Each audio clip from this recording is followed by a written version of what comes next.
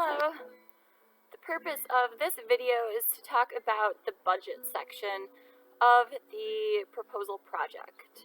So, your budget section, you might want to have just one person handle it in your group, or you might want to do the budget a little bit more collaboratively.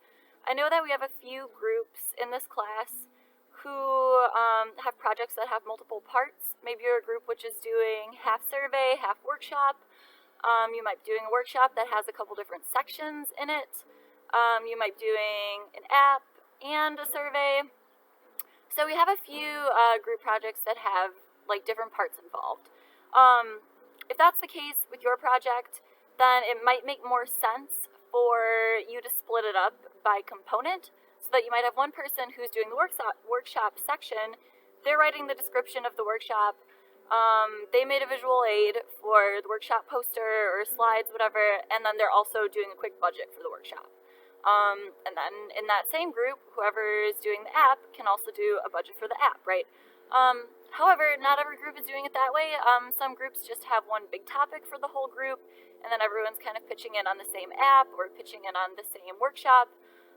So if you're doing it very collaboratively like that, I would probably recommend just picking one person to do the budget. So it's just up to you guys how that's functioning within your groups, how you want to either split the budget or assign it to one individual. But ultimately, the budget is the section where you're accounting for how you came up with the number that you came up with for the cost of your project, right? So that number is your estimate. How much would it actually cost to do this workshop?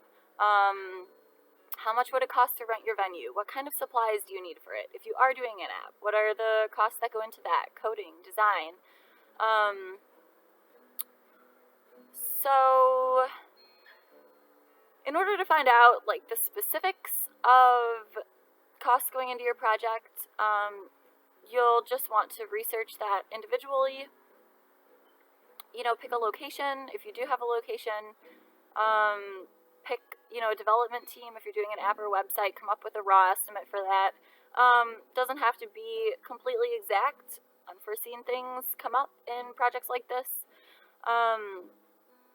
But come up with an approximate list of everything that you think you might need to actually make this project proposal a reality if you were going to take it to the next level.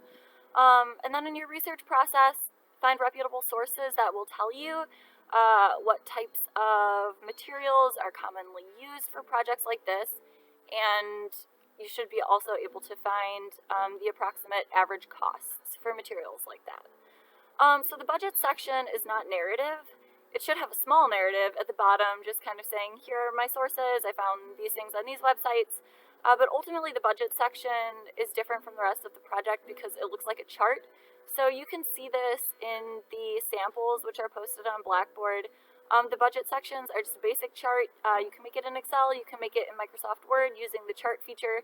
But you're going to list each product that you would ideally use, whatever that may be, and then you're going to give the cost, and they're also going to give the quantity. So you'll notice that in one of the examples, they were doing like a tech and education creativity focus, and they had budgeted for like smart boards, like smart screens that they wanted to install in classrooms. So they wrote out how many they thought they would need. They put the amount in the quantity section. They listed the price of each individual item, and then they listed the total price. Then they had that there in a chart. They did the math and came up with a projected budget for the entirety of the project. So if you're doing the budget for your group, just make sure you've got it in that chart format, and you're listing not only the materials themselves, but how many you would need, the individual cost per unit, and then the total cost of all the materials that you need, and then the total projected budget. Then that numeric is also going into the proposal request letter, where you're actually actively asking for the money to buy those materials. Then the narrative section goes under your chart. It's a few sentences to a paragraph, depending on how expensive your project would be. The length of this can vary. But the narrative section is just where you're going to describe the websites that you got that information from. You can include the URL. Author's name if it's available. It might not be available to you. And you'll also want to justify it a little bit in the narrative section too. Say, we approximated that we would need 5 of these because we want our event to be a capacity of 25. Whatever figures you're working with there. Just a little bit of justification behind why you chose the products that you did, where you found that information, and how having them will benefit your project.